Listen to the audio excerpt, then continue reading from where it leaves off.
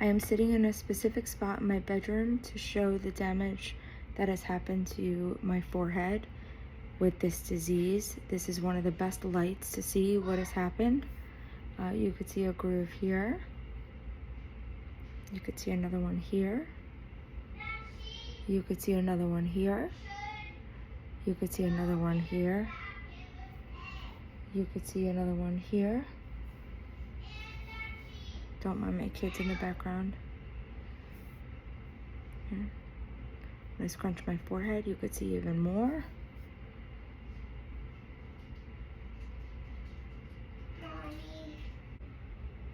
In 2019, I was 7 months pregnant with my now almost 5-year-old son. And I woke up one morning, looked in the mirror, and saw an indentation here. I didn't know what happened. I noticed when I scrunched my forehead, it looked like there was fat loss all of a sudden. I went to a dermatologist. She told me it was aging. I needed Botox and fillers. Didn't believe her. Went to another dermatologist. She said the same thing. Didn't believe her. Did some research online, and all I can find was that morphia or encoupe de Sable was the only thing that would cause a sudden indent. So that seemed to be the most realistic explanation for this sudden loss. Went to a rheumatologist. She did a whole bunch of blood work and nothing was showing up as scleroderma or anything else. So she sent me to a well-known dermatologist in Miami.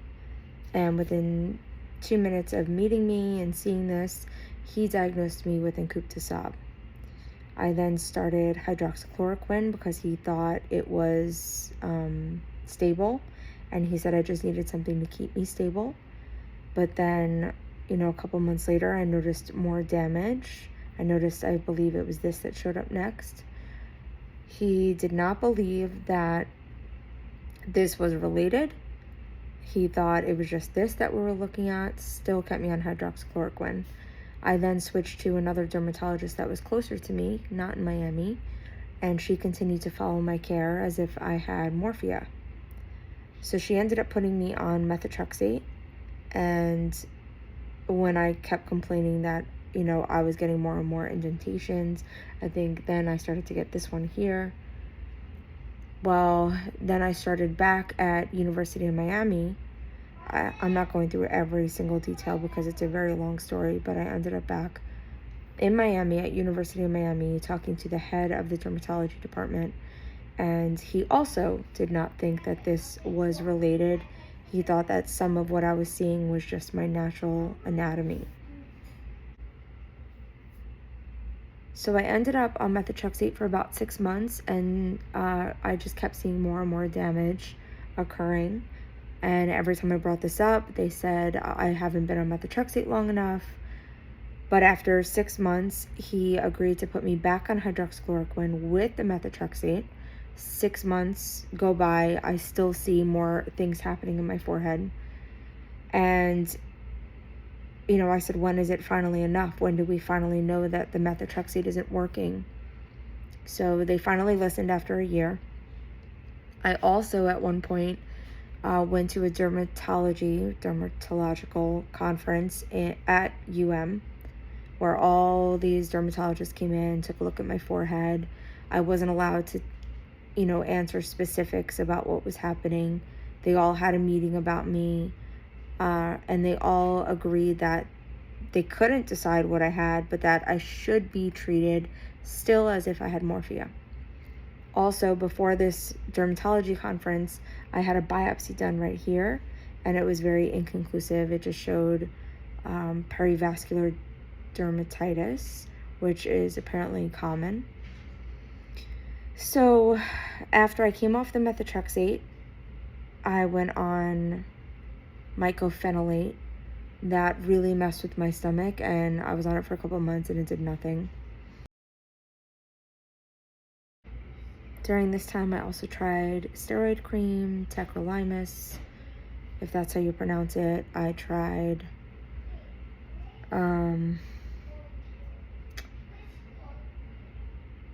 like the steroid taper pack at least twice. I had another biopsy done over here on this side.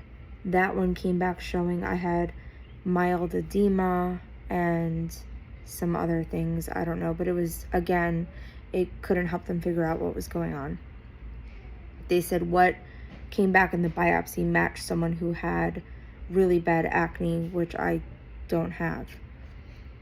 What else? Tried a bunch of psoriasis medications, eczema medications, Olumiant, which put me in the ER, Sotyktu, Zoriv, a whole bunch of different things. Nothing was working. So this all started in 2019 for me when I noticed this. Fast forward to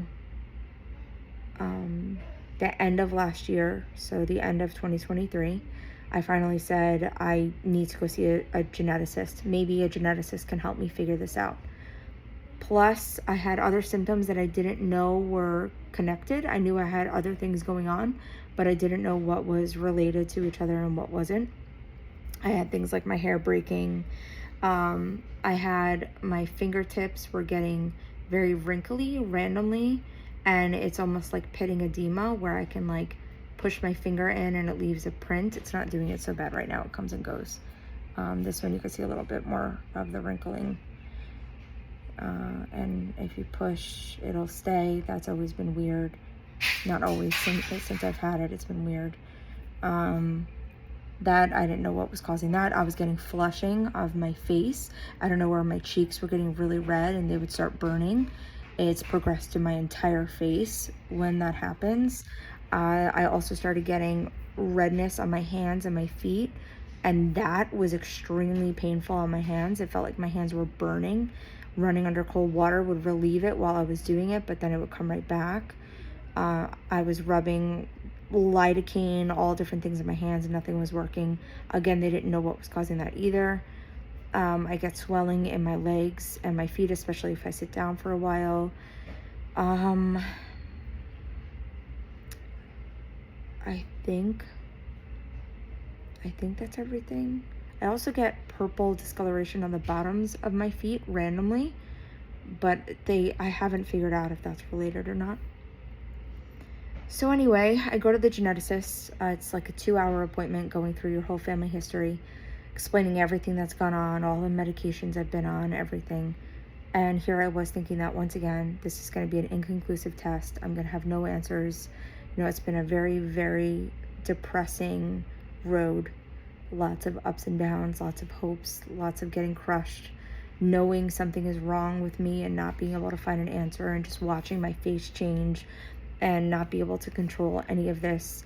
And you're not even seeing it at its worst, because when I'm under certain lights, it really stands out, like really, really bad.